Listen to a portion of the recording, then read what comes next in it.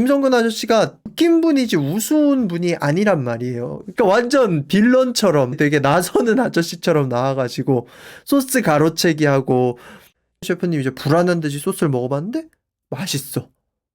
소스가 맛있어. 그럼 된 거죠. 음식에서 맛있으면 끝난 거니까. 안녕하세요. 고얀식당입니다.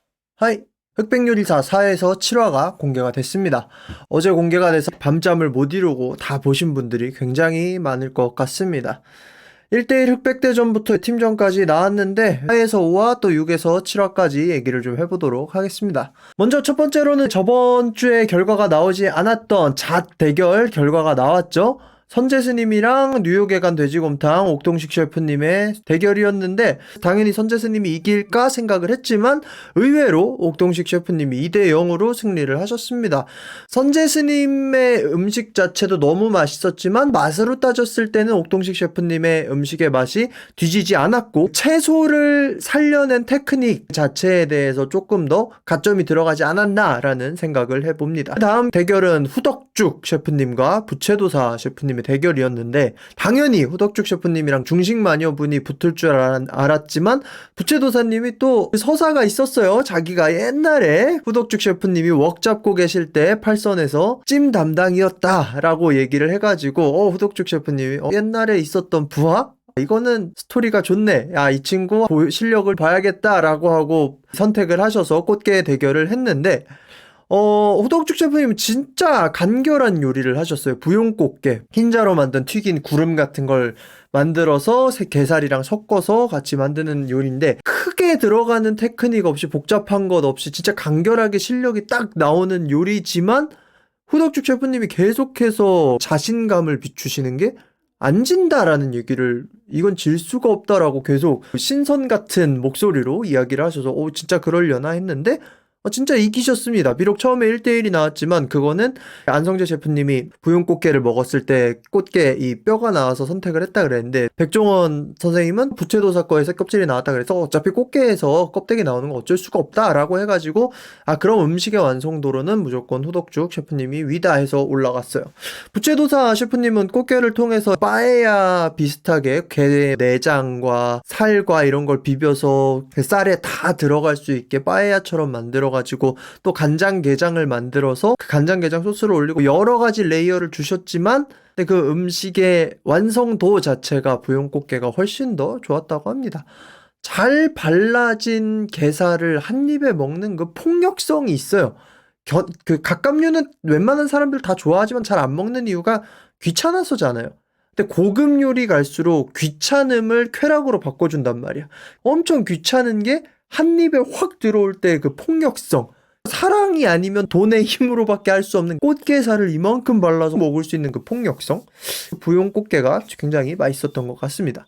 그래서 그 다음에 의령 메추리 대결이었는데 사제 대결이죠.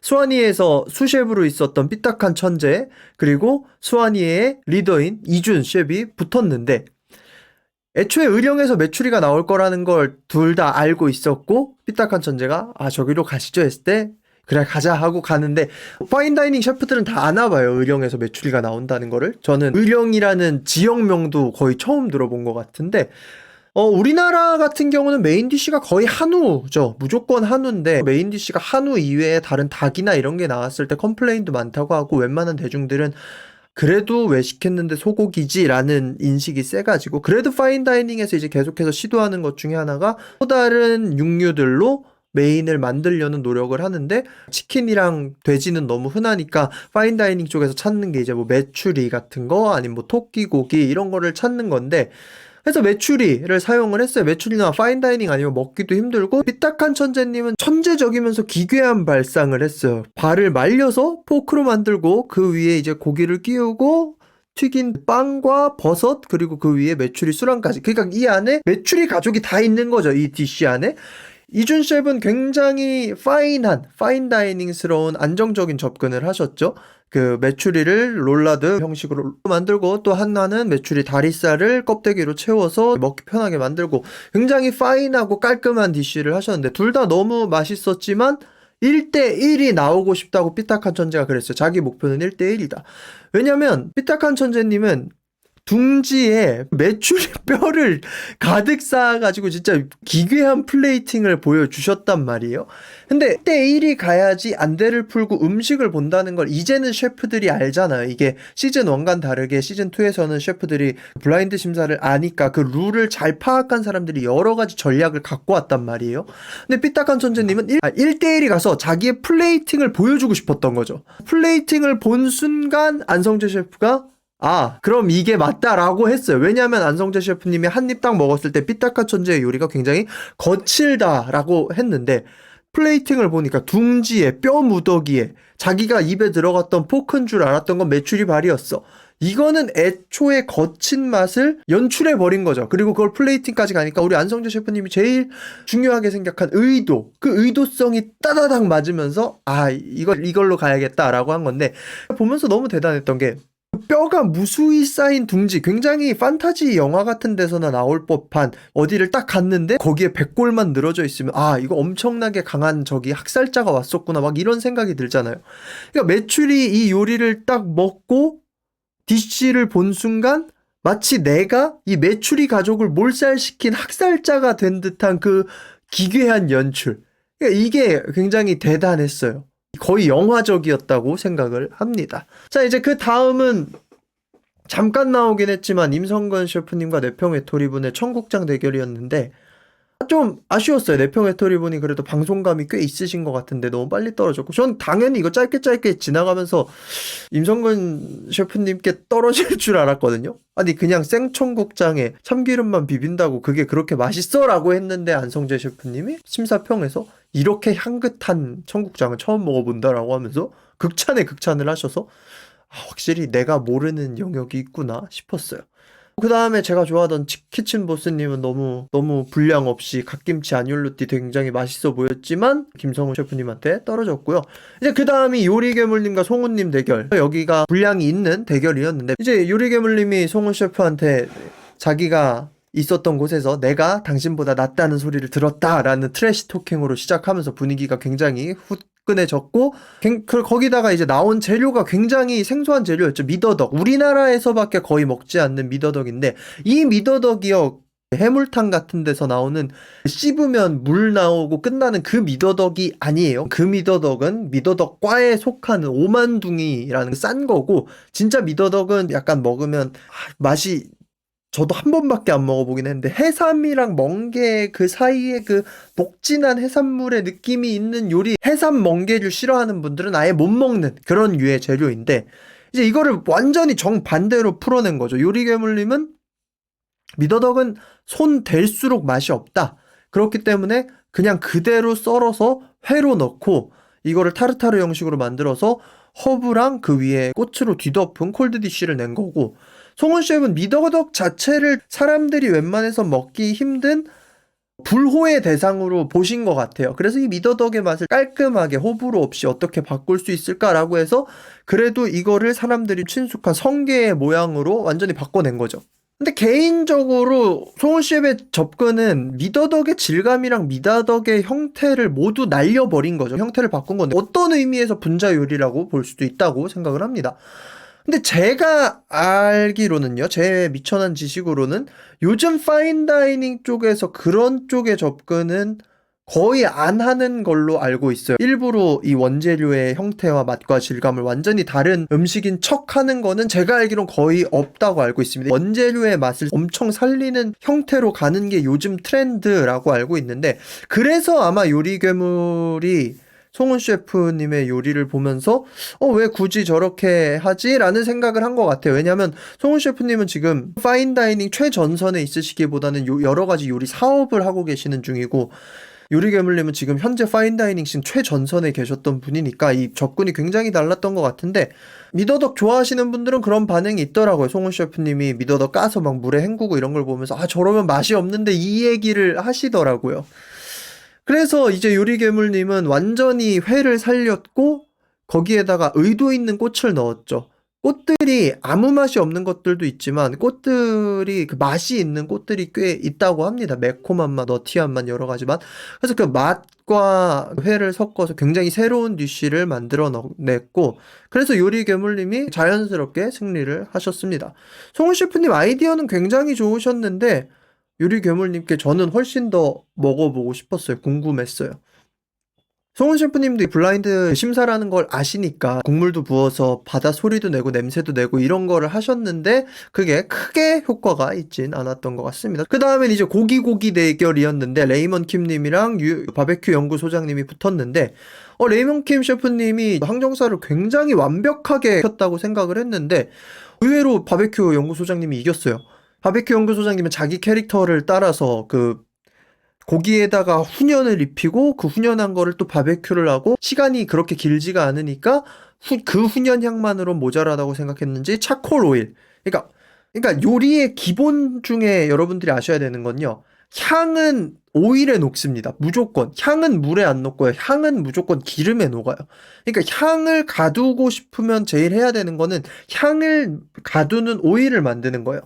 수창을 가두는 오일을 만든 거죠. 그 오일의 수창을 완전 베개해서 이걸로 아이올리, 마늘이 들어간 마요네즈 같은 그런 소스를 만든 건데 요리는 일종의 그 레이어와 연결이 중요한데 만약에 수창이 없는 고기를 수창이 나는 그 아이올리 소스로 덮었을 때랑 애초에 훈연한 고기랑 거기에 그 수창이 나는 아이올리 소스를 덮었을 때랑 물론 후자가 좀 과할 수도 있지만 이게 강도만 조절이 되면 서로 연결성이 있는 거잖아요. 수채 구운 거에 수채 구운 소스. 그럼 이게 시너지가 터질 수도 있는 게 요리인 거죠. 좀 과할 수도 있는 거고. 근데 바베큐 연구소장님은 이거의 커넥션을 굉장히 잘 조절을 하신 것 같아요. 그래서 바베큐 연구소장님이 올라갔습니다. 개인적으로는 저는 그 튀긴 하드쉘이 들어간 요리를 굉장히 안 좋아해서 바삭하면서 먹는 게 좀 불편해가지고 제가 싫어해요. 그래서 이거는 레이먼 킴 셰프님이 이겼겠다 했는데 그 바베큐 연구소장님이 이긴 거 보고 역시 난 잘 모르는구나 하고 생각했습니다. 이제 그 다음이 1대1 대결에서 러닝타임이 제일 길었던 대결인 것 같은데 서울엄마 우정욱 셰프님이랑 정호영 셰프님의 대결이었어요. 정호영 셰프님이 언젠가부터 냉부에서 춤도 추시고 너무 귀여운 이미지로 많이 나오셔서 가끔 사람들이 저 사람 요리는 잘하는 건가 이런 얘기를 들으셨대는데 억울하죠. 정호영 셰프님은 그래도 그런 스타 셰프면서도 카덴으로 외식업에서도 굉장히 성공하신 분이고 그 카덴의 맛도 물론 사람이 워낙 많이 가는 업장이니까 맛이 없다는 사람들도 있지만 그래도 대체적으로 카덴은 그런 스타 셰프이 하는 업장 중에서는 평균적 맛을 굉장히 잘 유지하는 업장으로 유명하거든요.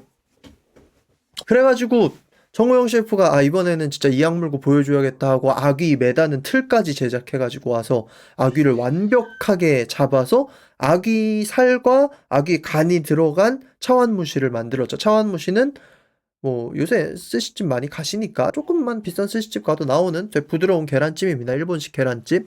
다시 국물이 들어가서 감칠맛이 굉장히 좋은 그 계란찜인데 거기에 이제 아귀를 다 집어넣은 거죠. 여기에 대해서 서울엄마님은 완전히 반대로 접근을 하셨어요. 아귀라는 생선의 특징이 뭐냐면 뭐 못생겼다 물컹물컹하다도 특징이지만 제일 큰 특징은 아귀의 살은 맛이 정말 깨끗하다는 거예요. 어떻게 말하면 아귀의 살은 맛이 진하지 않다라고 말할 수 있지만 아귀의 살은 어떤 양념도 숨김없이 드러내는 좋은 도화지 역할을 합니다. 굉장히 맑은 맛이에요. 그래서 아귀살은 파인다이닝에서도 종종 나옵니다. 이타닉 가든에서도 지금도 하는지 모르겠는데 몇 년 전에 아귀 들어간 디쉬가 있었고요. 그래서 손정원 셰프님의 이타닉 가든에서도 그 아귀 들어간 디쉬가 있었고요. 완전히 이제 접근법이 정호영 셰프님이랑 서울엄마가 완전 반대로 가는 거예요. 정호영 셰프님은 그 아귀의 녹진함과 부드러움을 살려줄 계란찜 쪽으로 간 거고 서울엄마님은 좀 한국식 접근인 거죠. 우리나라에서 아귀하면 아귀찜이니까 그럼 아귀살을 매콤하게 졸여보자. 근데 그거를 양념을 모두 걸러가지고 굉장히 맑고 깨끗하고 개운한 매콤한 아귀조림. 그 깨끗한 살맛을 어떻게 반대로 데리고 가느냐의 문제였는데 이제 아귀에서 제일 중요한 재료 중에 하나는 간입니다. 아귀 요리를 하면 간은 사실 당연히 써요. 이런 파인한 데서는. 왜냐면 간은 너무 맛있거든요. 여기가 포항 지역이었잖아요. 제가 아귀가 맛있구나를 처음 느낀 게 포항에 있는 어떤 식당에서 아귀 수육을 먹어봤었어요. 맨날 아귀찜만 먹어봤었는데 아귀 수육. 진짜 그냥 아귀를 통으로 찐 거예요. 그냥 그 살을 이제 간장에 찍어 먹는 건데 너무 깨끗하고 부드러운 살 맛에 하이라이트는 무슨 이만한 주황색의 거대한 덩어리가 있는데 그게 아귀 간. 근데 한 입 딱 숟가락으로 떠서 먹어보면 와 이건 진짜 푸딩 같은 부드러움과 고소함? 그 맛이 있거든요. 어마어마하게 맛있단 말이야 아귀 간은. 그래서 당연히 아귀는 아귀 간을 써야 되는데 정우영 셰프님은 그 애초에 지향하는 방향성이 녹진하고 부드러운 맛이니까 아귀 간을 굉장히 적극적으로 쓴 거고 이제 서울 엄마는 과감하게 아귀 간을 안 쓴 거죠. 그냥 맑고 개운하고 깔끔한 느낌의 극으로 간 거예요. 그럼 대신에 감칠맛을 올려줄 게 필요하죠. 왜냐면 아귀 살 자체는 너무 그냥 깔끔하고 맑으니까. 그래서 거기에 이제 새우살을 다져서 그거를 이제 아귀의 감칠맛을 올려주는 방식으로 사용을 한 거예요. 녹진한 맛 대 맑고 개운하고 깔끔한 맛. 이제 극과 극의 맛이 부딪혀 버렸고 조리법도 너무 다른데 둘 다 완성도 뒤처지는 부분이 전혀 없으니까 계속해서 안성재 셰프랑 백종원 대표가 이게 논의를 할 수밖에 없었던 거죠. 1대1이 두 번이 나오고 막 이게 뒤집혀서 나오고. 근데 이제 몇몇 분들이 좀 궁금해 하실 게 이런 걸 거예요. 왜 저번 시즌에서 나폴리 마피아랑 파브리의 홍어 대결에서는 나폴리 마피아가 홍어 애를 쓴 거를 가산점을 줘서 나폴리 마피아가 올라간 거였는데 그러면 정우영이 간 쓴 거 가산점 줘야 되는 거 아니냐라고 했는데 일단 첫 번째 대답은 요리는 수학이 아니다. 저번에 그랬다고 이번에도 그래서 이걸 적용해서 가야지라고 하기에는 첫 번째 기준은 그냥 맛인데 그 맛이 둘 다 너무 완벽해가지고 그걸로 평가하긴 좀 애매했던 거죠. 그래서 제가 생각을 해봤을 때는 서울 엄마의 디쉬에는 애초에 매콤함 개운함을 극으로 끌어올린 디쉬라 그 지방이 많고 눅진하고 고소한 간이 들어갈 자리 자체가 아예 없었어요. 간이 그 조림 안에 들어갔다면 오히려 디쉬의 방향성이 흐트러졌을 것 같아요. 파인다이닝 디쉬라는 건 그냥 맛있는 거 같이 먹으면 맛있지에서 끝나는 게 아니라 안성재 셰프님이 얘기하는 그 의도성이 되게 중요한 거거든요. 근데 결국 모든 예술은 극점으로 가면 의도성이 굉장히 중요해지는 거예요. 이게 대중으로 풀어낼 만한 대중예술이랑 완전 극점으로 가는 예술의 차이가 뭐냐면 뭐 예술 영화 같은 거 봐도 일부러 불쾌감을 유발하는 영화들이 있잖아요. 일부러 불쾌감을 유발하는, 일부러 되게 보면서 사람들의 마음을 불편하게 만드는. 근데 이게 대중예술 쪽에서는 그냥 아씨 불편해 이렇게 되겠지만 근데 이게 점점 수준이 올라갈수록 그거를 의도하는 게 실력이 된단 말이에요. 그건 아무나 할 수 있는 게 아니니까. 간을 저 양념에 졸여도 맛있었겠죠. 서울 엄마 양념에 간을 졸였다면. 근데 그렇게 되면 디쉬의 방향성이 조금은 애매해지는 거죠. 맑고 개운한 맛의 정점으로 가려고 하는데 거기에 갑자기 녹진한 간이 끼어들면 끼어들 자리가 과연 있을까 싶은 거고 간이 들어갈 만한 빈 공간이 포착이 안 된 거죠. 그래서 안성재 셰프나 백종원 대표나 계속해서 논의를 하다가 그냥 이거는 억지로 흠잡아서 떨어뜨린 거예요. 둘 다 공통적으로 쓴 게 살이니까 그럼 살 맛으로 하자 했는데 아마도 이건 정우영 셰프 무조건 붙인다라고 하고 넘어간 것 같아요. 그냥 정한 겁니다. 그냥 정하긴 해야 되니까. 자, 이제 그 다음 대결은 박효남 셰프님이랑 프렌치파파님.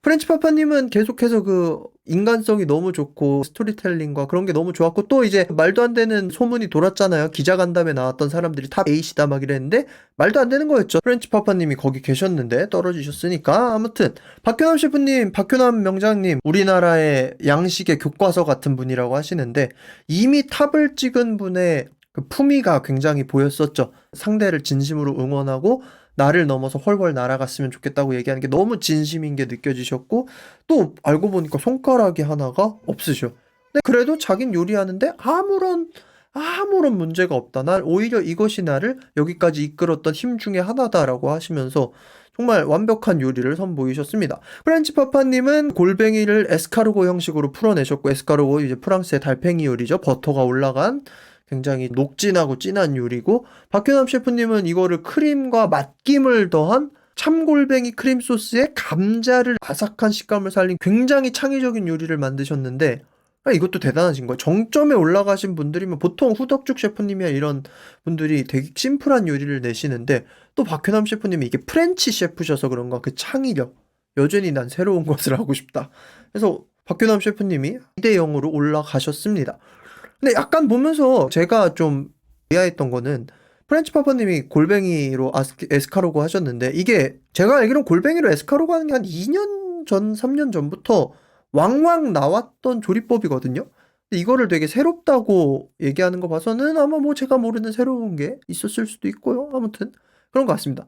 호라나 골뱅이 같은 그 어패류들 중에 그런 애들 있잖아요. 그 쫄깃쫄깃한 거. 걔네들 버터에 볶으면 굉장히 맛있습니다. 집에서 나중에 한번 해보세요. 그 골뱅이 별로 안 비싸거든요. 골뱅이 철에는 키로에 2만 원 안 해요. 만 얼마면 살 거예요. 그래서 그거 사셔서 쪄가지고 뺏겨서 그냥 삶으면 점액질이 좀 많기는 합니다. 그래가지고 그거 뺏겨서 버터에 한번 볶고 이렇게 드시면 되게 맛있어요. 추천드립니다. 그거는. 자, 이제 그 다음은 우리의 최강록 셰프님인데 최강록 셰프님도 차원무시를 했어요. 그 정호영 셰프님도 차원무시를 했는데 근데 최강록 셰프님과 이제 무쇠팔님의 대결 재료가 대파였는데 강록이 형은 요리를 대체 얼마나 잘하는 것인가라는 게 비록 최강록 셰프님이 그 예전에 식당 네오 하실 때도 파인다이닝을 하신 게 아니거든요. 그냥 최강록 셰프님은 맛있는 거 직관적으로 내는 걸 좋아하시더라고요. 그 요리들을 보면. 근데 먹어본 사람들은 다 이렇게 맛있냐고 얘기를 할 정도고 무쇠팔님은 되게 직관적으로 접근했어요. 대파를 불에 태워서 구워서 그 알맞은 익힘에 소스를 부어서 먹으면 너무 맛있다. 아니 맛있겠죠 당연히. 근데 약간은 너무 1차원적으로 직관적으로 접근하셨다. 요리는 다 결과론적이니까 맛이 더 있었으면 좋은 접근이었지만 조금은 아쉬운 접근이 돼버렸고 최강록 셰프님은 대파를 구워서 육수를 내고 삶아서 육수를 내고 육수를 섞어서 차원무시를 내고 대파를 굽고 튀기고 아주 그냥 대파로 할 수 있는 모든 것을 했어요. 거기에 또 이제 성게를 섞었는데 그 성게를 섞은 게 성게가 맛있어서가 아니라 성게가 익었을 때의 단맛과 대파의 은은한 단맛이 연결이 된다라는 그 포인트를 잡아서 굉장히 섬세한 배합을 하신 거죠. 미친 대파국에 대파 파파라치에 대파 스토커 같은 요리가 나온 거예요. 거기다 그거를 이제 세 숟갈로 구분을 해서 처음엔 여러 요소 다 들어간 거, 그 다음에 대파 구이가 들어간 거, 그 다음에 다 섞은 요리. 근데 안성재 셰프님이 하나씩 먹으면서 와 이것도 대파, 이것도 대파, 이것도 대파야? 미쳐버리겠다라는 표현까지 할 정도로 엄청난 레이어를 쌓은 거죠. 그러니까 이게 블라인드 심사한 걸 아니까 최강록 셰프님도 두 번째니까 더 전략을 가지고 오신 건데 정말 최강록 셰프님의 요리는 궁금합니다. 너무 먹어보고 싶어요. 너무 맛있을 것 같아요. 그 다음은 이금희 조리장님이랑 술 빚는 윤주모님의 공주 밤 대결이었는데 윤주모님의 접근이 대단했습니다.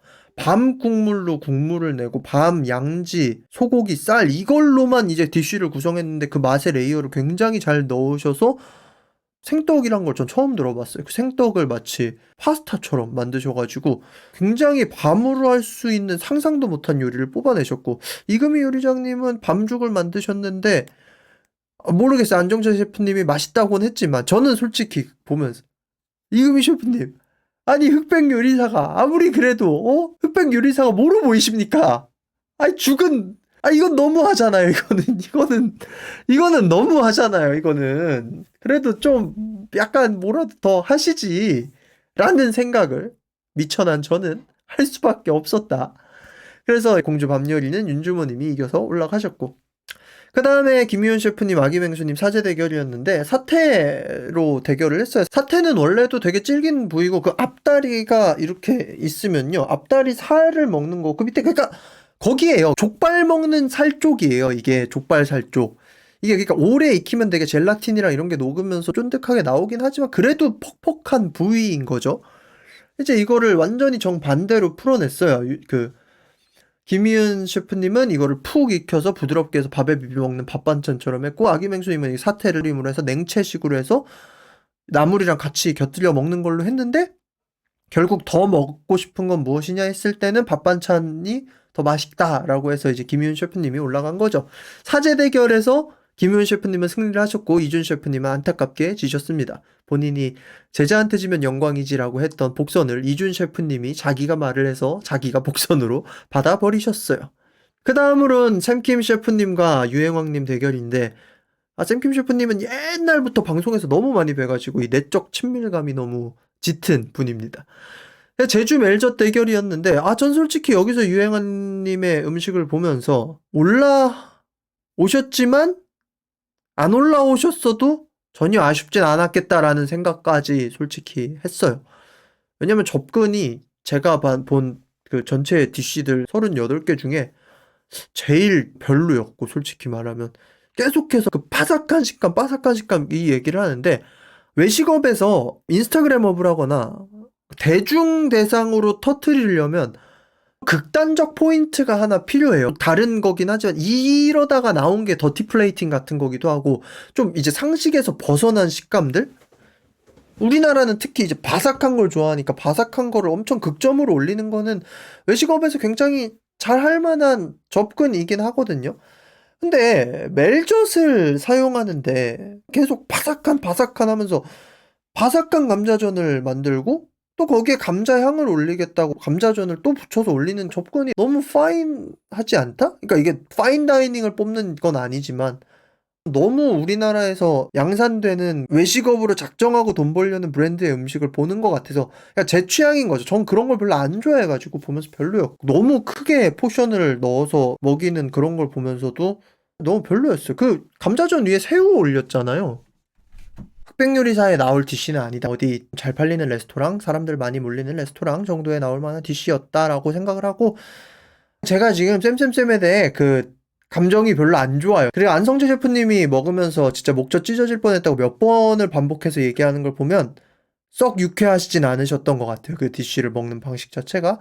그래서 샘킴 셰프님은 멜젓을 사용해서 굉장히 완성도 있는 엄청 넓은 파케리면인 것 같은데, 그거를 사용한 파스타를 만드셔서 되게 완성도 높은 DC를 만드셔서 완성도 높은 파스타로 멜젓을 살려서 이기셨다라고 볼 수가 있을 것 같습니다.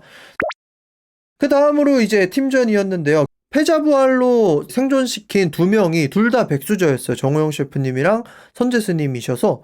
그래서 백수저의 숫자가 굉장히 많아진 채로 팀전 요리 대결이 시작이 됐습니다. 첫 번째 요리 대결에서 팀전 룰이 많이 바뀌었어요. 작년에는 되게 직관적인 방식이었는데 이번에는 훨씬 더 디테일한 대결을 했죠. 전체 계급을 같은 팀으로 잡아서 7명 나가고 5명 나가고 3명 나가고 이런 식으로 굉장히 디테일한 대결을 했는데, 이제 운명의 수레바퀴라고 해서 뭐 엄청 큰 대관람차 같은데 재료 놓고 돌리고 막 이런 걸 했는데, 솔직히 그거 보면서 조금은 웃겼어요. 굳이 저렇게까지 해야 되나? 넷플릭스에서 제작비를 진짜 많이 줬구나. 그래서 저걸 보면서 우리 스케일 있게 뭐 만들어야 되는데 저희 뭐 만들죠? 하다가 룰렛이나 엄청 크게 한번 만들어 볼까요? 하고 만든 것 같은 그런 느낌? 심지어 그걸 랜덤인 줄 알았는데 랜덤도 아니고 그 사람이 돌려서 맞출 수 있는 거여서 좀 돈이 진짜 많았나 보다라고 생각을 하고, 첫 번째 대결에서 이제 완전 하드캐리는 우리 임성근 아저씨였죠. 임성근 아저씨를 이런 요리 프로그램 좋아하는 사람들은 다 압니다. 실력이 엄청난 사람이에요. 한식대첩에서 무려 우승했던 분이란 말이에요. 그리고 유튜브 채널도 하시는데 하필이면 유튜브 채널 이름도 완전 사자 같은, 완전 잼민이들 채널 같은 임짱TV 이렇게 하시는데, 이분이 근데 너무 재밌는 분인데 웃긴 분이지 우스운 분이 아니란 말이에요. 한식대첩에서도 난다긴다 하시는 분들 다 잡고 우승을 하셨는데, 아무튼 그렇게 대결을 했어요. 근데 백수저 쪽에서는 굉장히 직관적인 진한 맛을 가져갔고, 흑수저 쪽에서는 참외랑 오징어니까 그 되게 맑은 참외의 맛을 살리자라고 하는 식으로 들어갔습니다.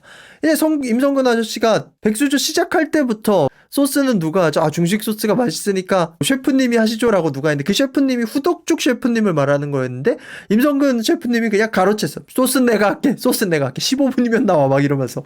그러니까 완전 빌런처럼 마치 되게 나서는 아저씨처럼 나와가지고 소스 가로채기 하고, 김희은 셰프님이 1, 2인분이라도 만들어서 먹어봐야죠 라고 했는데, 난 1, 2인분 못 만들어. 난 대량으로밖에 못해.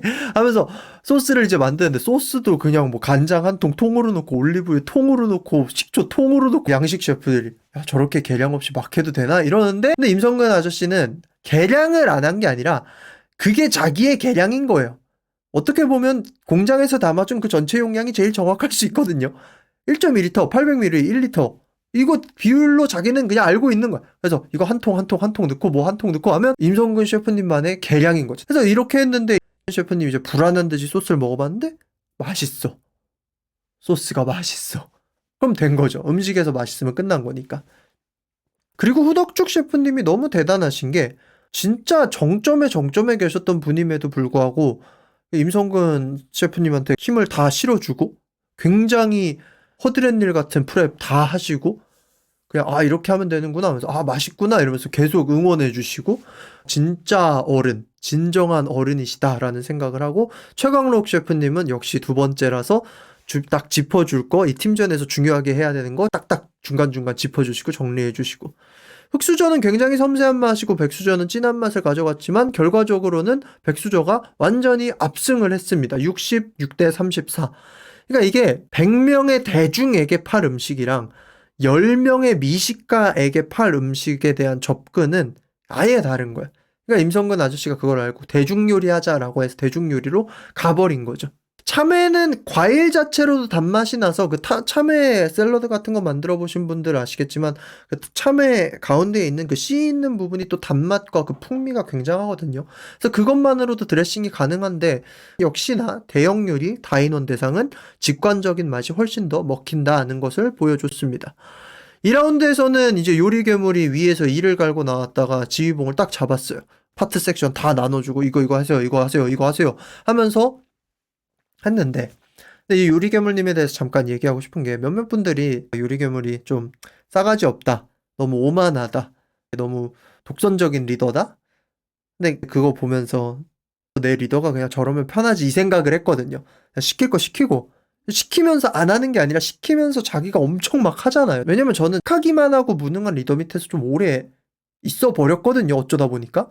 근데 그러면 스트레스가 너무 심했어요. 차라리 좀 독선적이더라도 방향성이 확실한 리더 밑이 전 편해요. 물론 요리괴물님이 혈기가 있어서 세게 말했다고 하지만 근데 착하게 말하는 게 뭐가 중요한가? 라고 하는 생각도 있어서 뭐 욕하고 비난하고 이런 것만 아니면 저는 저런 캐릭터도 필요하다고 생각합니다. 그리고 주방에 다 한 명씩 있는 캐릭터들이고 백수저 헤드 셰프님들이 이제 뭐 화내고 할 짬도 아니고 요리괴물님 같은 경우는 지금 너무 현업에서 수셰프 결국엔 밑에 다 잡아야 되는 건데 그 역할을 하시다 오셔서 더 그런가 싶기도 했어요. 아무튼 그래서 이제 요리괴물님이 굉장히 주방을 정리하면서 중식마녀 같은 분들이 묵묵히 자기 할 일 하면서 어떻게든 다 잡아가지고 갔는데 흑수저는 이제 완전 직관적인 맛으로 가자 해서 깐풍기에다가 베샤멜 소스 같은 거를 만들어서 매콤달콤 깐풍기를 찍어 먹는 맛, 그리고 백수저 같은 경우는 프리카세, 부드러운 크림에 익힌 닭 요리죠. 그거를 이제 메인으로 가져갔는데 근데 약간 아쉬웠던 게 이미 전 판에서 백수저를 찍은 절반 정도가 날아간 거잖아요. 그러니까 섬세한 맛보단 직관적인 맛을 좋아하는 보통 대중의 입맛을 가지고 계신 분들이 많이 날아간 거란 말이야. 그러면 사실 흑수저 셰프들도 전 라운드에서 했던 것처럼 자기들이 하려고 했던 그런 순수하고 맑은 맛으로 갔어도 거의 비슷했다고 생각을 했는데 그 심사위원층의 입맛의 방향성이 조금 바뀌었을지도 모르는데 굳이 또 다시 막 단짠 대중 입맛, 직관적인 맛 이쪽으로 가버려서 굳이 그럴 필요가 있나? 라는 생각을 하기는 했어요. 근데 이제 백수저 셰프님들이 확실히 연륜이 있었던 게 치킨 프리카스 자체는 느끼할 수도 있었지만 거기다가 발사믹을 졸인 그 리덕션 새콤달콤한 소스를 뿌리고 마지막에 손정원 셰프님이 명란 한 꼬집을 올리는 그 디테일을 통해서 간을 더 명확하게 잡으신 거죠. 거의 무승부였어요. 한 명 차이였습니다. 52대 48. 그래서 이것도 아쉽게 흑수저가 졌고 이제 그 다음이 3대3 대결이었는데 심사위원들은 전 시즌의 탑 8이었습니다. 안타깝게도 트리플스타님은 최근에 논란이 다 끝난 것 같은데 촬영한 지는 좀 됐으니까 여경래 셰프님이 대신 나오셨어요. 냉장고를 부탁해를 너무 오래 보니까 냉장고를 부탁해 새로운 스피노프를 보는 것 같은 기분이었어요. 특히 3라운드는 손종원, 정우영, 샘킴이 한 번에 나오니까 냉부 팀전인가? 이 생각이 들고 이제 흑수저 쪽은 요리괴물 바베큐 연구소장 칼마카세님이 나와서 싸웠었는데 근데 이 과정 가운데서 백수저는 완전 일식 요리라서 정우영 셰프님이 리더였고 그 흑수저 쪽에서는 의외로 칼마카세님이 리더였어요. 알고 보니까 칼마카세님이 잘 내는 스타일의 국수 요리를 했더라고요. 백수저 쪽은 단짠이 들어간 앙소스, 야채를 섞어서 익힌 두부, 그리고 거기에 우럭이 올라간 요리였고 흑수저 쪽은 면 요리에다가 두부로 국물을 내고 라임을 넣고 그 위에 또 두부 튀김을 넣은 두부로 완전히 변주를 해버린 그런 요리였습니다. 강록이 아저씨가 좀 재밌었던 게 이건 질 수 없다. 내가 부끄럽더라도 이야기를 해야지 라고 하고 막 위에서 큰 소리로 4번의 디렉션을 하셨는데 제가 봤을 땐 1시간 동안 그 4번 겨우 외치신 게 아닌가 싶기는 한데 백수저님들이 확실히 여유가 있어 보이셨어요. 흑수저 쪽은 굉장히 과감하게 접근을 해서 너무 투닥투닥 하면서 나와가지고 흑수저 쪽이 완성도가 낮을까 했는데 나중에 결과를 보니까 전혀 그렇지가 않았죠. 근데 확실히 이제 3라운드에서는 요리괴물님이 막 계속 칼마카자님 다그치는 거 약간 킹받기는 했어요. 그래서 이제 마지막에 막 따다다닥 막 오른쪽부터 발표를 해서 마지막 결과가 나오기 전에 끝났어요. 그래서 굉장히 재밌게 봤습니다. 7화까지 굉장히 재밌게 봤고 한쪽이 진다고 해서 진짜 백수저 전체를 떨어뜨리거나 흑수저 전체를 떨어뜨리진 않겠죠. 당연히 패자부활전을 할 텐데 저번 편의점처럼 어떤 방식으로 재밌는 편의점 요리가 나올지 되게 궁금하고요. 확실히 시즌 1보다 톤이 조금 무거워요. 예능적인 캐릭터랑 스토리 서사가 거의 없으니까 요리에만 진짜 집중해서 볼만한 것 같습니다.